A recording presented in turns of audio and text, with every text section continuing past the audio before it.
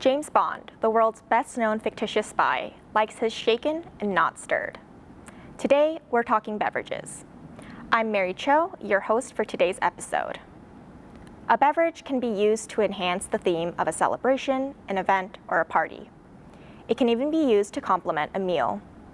Join us as we shake and stir it up with beverages, drinks, and more.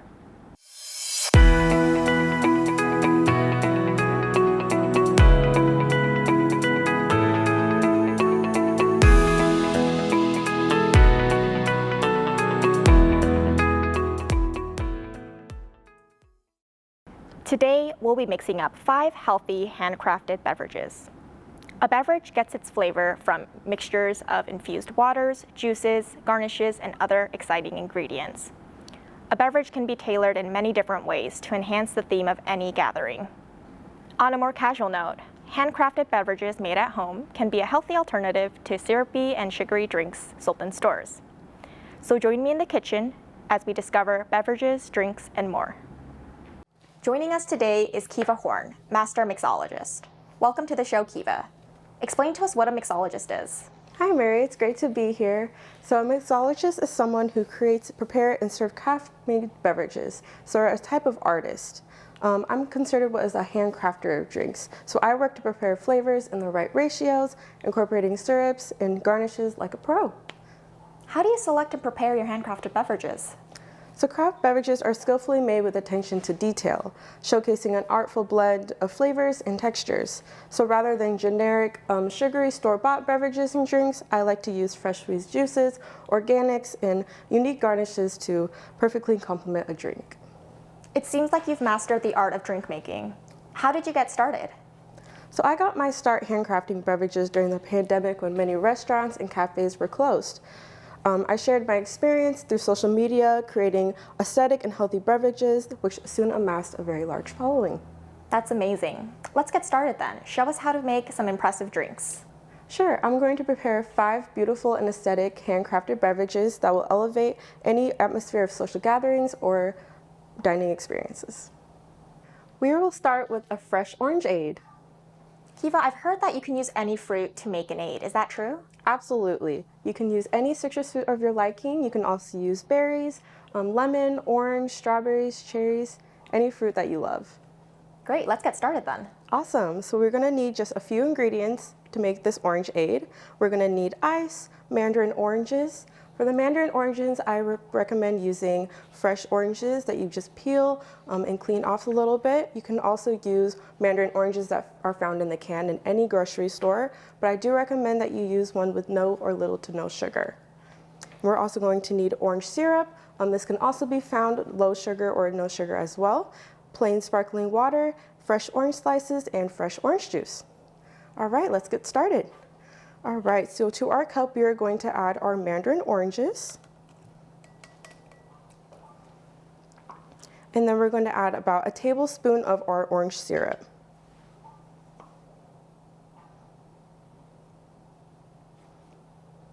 Right. On top of that, we are going to add our ice. Add as much as you like. And then we're going to fill it up with some sparkling water.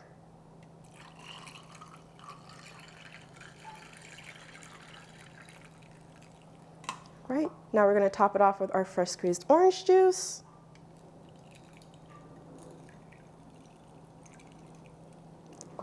And a fresh slice of orange wedge. And you are done with your orangeade. This drink looks fantastic, Kiva. Can this be made in a large batch for an event or party? Absolutely. You can double this, triple it, however many times you like, and it will always taste the same and look just as beautiful.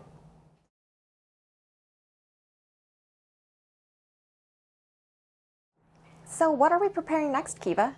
Next, we are going to prepare a beautiful and vibrant hibiscus lime virgin mojito. Great, let's get started then. Show us how to make this drink. Awesome. So for this drink, we are going to need some fresh mint leaves, fresh sliced lime slices, honey, lime juice, ice, and then hibiscus tea that you can brew and then serve when it's cold. All right, to get started, we are going to add our fresh mint leaves to the cup. And then we're also going to add in our lime slices. All right, and next we're going to add in about a teaspoon to a tablespoon, depending on how sweet, of honey. I'm going to add in a good amount. All right, and then we're going to add in our lime juice. All right, and then with these ingredients, we are going to gently muddle them together just to bring out the flavors until they are soft and evenly coated.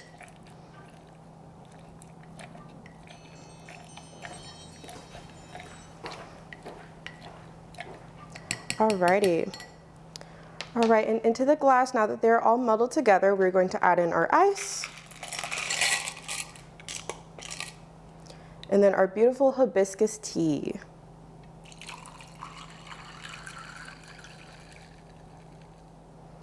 All right, and then I like to give it just one last stir to really bring all the flavors together.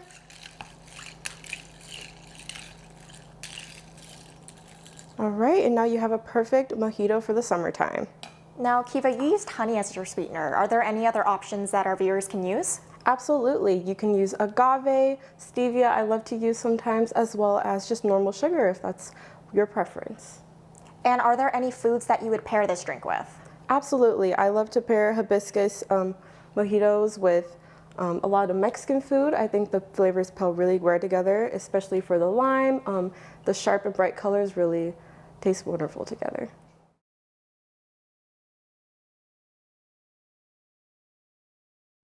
Next up, we will be making a hydrating coconut water beverage. To make this drink, we are going to need just a few ingredients. We're going to need chopped mango, honey, some ice, coconut water of your choice, butterfly pea tea, lemon juice, and then also a fresh slice of lemon if you prefer. All right, let's get this started.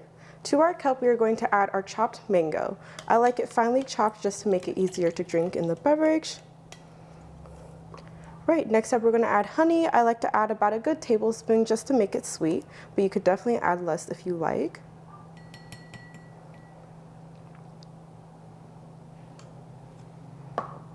Right, and then on top of this, we are going to add our ice.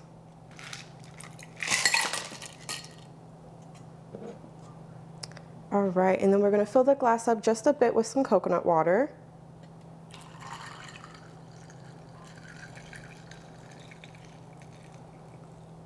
All right, and then I like to give this a good stir.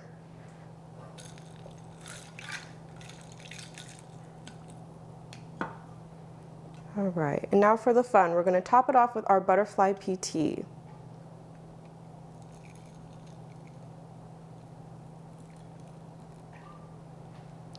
All right, and then the very last, some lemon juice. This is going to cause a really fun change of color.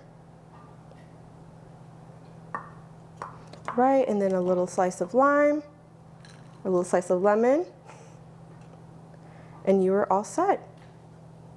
Can you explain to our viewers what butterfly pea tea is and where they can find it? Yeah, so butterfly pea tea is a caffeine-free herbal flower tea. It's naturally blue in color, and it also changes color in the presence of acid. You can find this easily on the internet for sure. Great. You also used coconut water. Can you explain to us what the health benefits are of coconut water? Yeah, so coconut water is an amazing natural electrolyte beverage. Has full of antioxidants, full of vitamins, and really good things for you. And would you recommend that viewers make this drink in batches as well, or is it a single serve drink? I like to make this drink in a single serve just so you can get the beautiful gradient of the blue to the mango color. But you can definitely make it in batches if you prefer. It just won't have that nice gradation.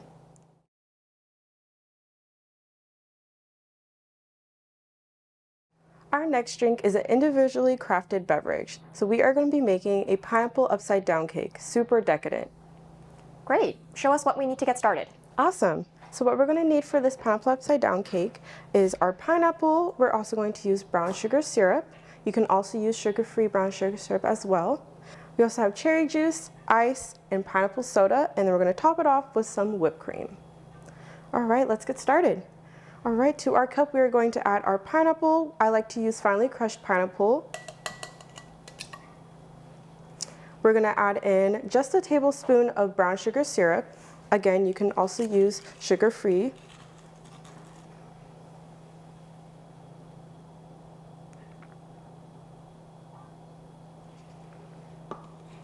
We're going to add in our cherry juice. And I like to use organic cherry juice. And we're gonna give it a good stir. All right, and then next to our cup, we are going to add our ice. And we're gonna top it off with some pineapple soda.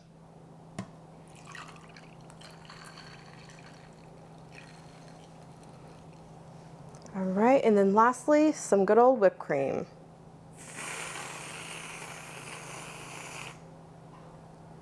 And there you have it, a decadent pineapple upside down cake soda.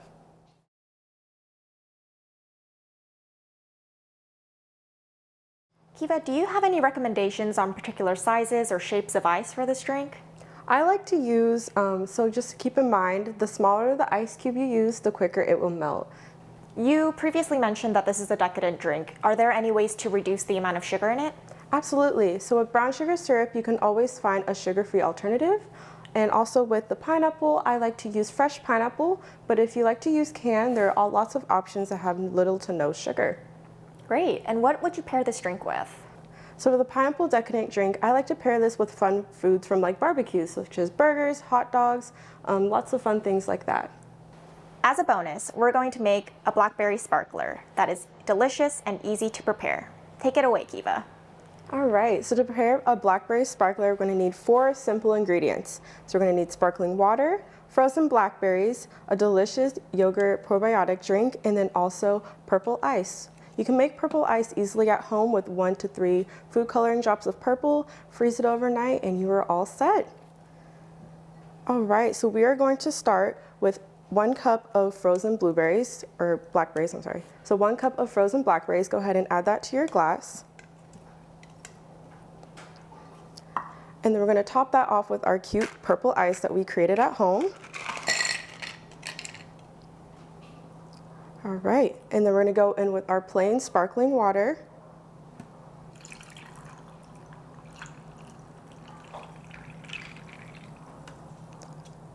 All right, and then we're gonna top the whole drink off with our probiotic yogurt drink.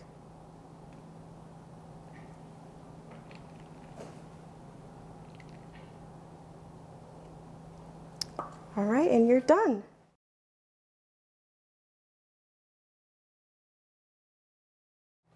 There you have it, 5 drinks for you, your family, and your friends. Kiva, thanks so much for being here. We look forward to having you on future episodes. Thank you so much, Mary. See you again. What has the strength of coffee, the health benefits of a tea, and the euphoria of a chocolate all in one beverage? Yerba Mate. Keeping with today's themes of beverages and drinks, we have the pleasure of speaking with a young group of entrepreneurs who commercially produce yerba mate. Joining us are James Tan, Wes Evans, Alex Bosco, and Amber Pruka. At Yerba, our mission is to create authentic community which empowers people to live balanced and healthy lives. So Yerba started actually in the University of Washington entrepreneurship program. John and I met in the class and we decided to start a company, and that company was going to be a sparkling yerba mate beverage. And at first we didn't really know exactly what it was going to be, what our vision was for it, but over time, having experiences with yerba mate and seeing what was out there, we became really passionate to combine different things that we wanted to see change in the world, and make that our core mission at Yerba.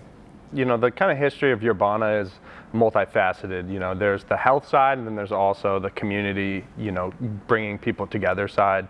I actually went down to Chile and backpacked around Patagonia, and I got to experience firsthand the culture of yerba mate and the sharing and the community, and how it's just an amazing excuse for people to sit down and circle up and share their, you know, stories from their day and get to know new people. And, you know, I'm always trying to bring people together and hang out with my friends and all this stuff. And so I was immediately drawn to the culture of yerba mate. And I just love openness and people who don't take themselves too seriously, and, you know, people who share. And James and I really, you know, after combining all of our different experiences with yerba mate, we said, you know, we really want to make a product that embodies the spirit and culture of yerba mate, doesn't make it out of extracts, you know, is really a true to form yerba mate product. We didn't really see that out in the market, and so we kind of tried to combine all those visions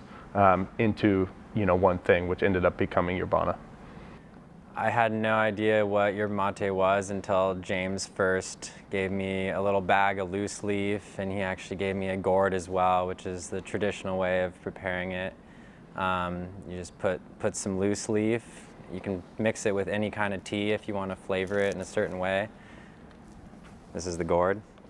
And so, yeah, you just put the loose leaf in here, put some hot water, and then sip it out of this straw that has a filter at the bottom to keep the tea out of your mouth. And I pretty much instantly saw the health benefits really affect me in a positive manner, and I almost quit coffee pretty much after the first day that I started drinking yerba mate, because it gave me a much more sustained and a different kind of energy that didn't leave me feeling jittery or didn't leave my stomach feeling upset at all after drinking, you know, a couple cups a day or so. You just felt great. Yerba mate grows naturally in South America. The largest producers of yerba mate are Uruguay, Argentina, Brazil, Paraguay. And it comes from a plant that is a small shrub, and it grows into a large tree. It's processed and dried, and then it's prepared like you would prepare a tea. Alex was saying earlier, they usually take the gourd, take some of the dried herb, put it into the gourd, add a little bit of cold water and mix it around, and then add some hot water. And then the beverage is served hot or cold and can be mixed with milk or juice, sweetened with honey or sugar, and there's lots of different variations, kind of like what you would see out of a coffee shop or something like that. I think just beyond the product of yerba mate, we really see ourselves as a wellness brand, and through that it means bringing people together and giving them reasons to celebrate life, and focusing on these community events where we're able to move our bodies and do yoga and, you know, celebrate music or art or different athletics. There's so many varieties in what we're trying to do. And really focusing on accessible yoga for people is something that it's our way of giving back to the community, and also a great way for us to, you know, get the brand out there. And so we've been doing free yoga at Gasworks for about 12 weeks. We just finished our last session last Thursday, but at the peak of it, we had 200 people out there on the lawn doing yoga, and no expectations.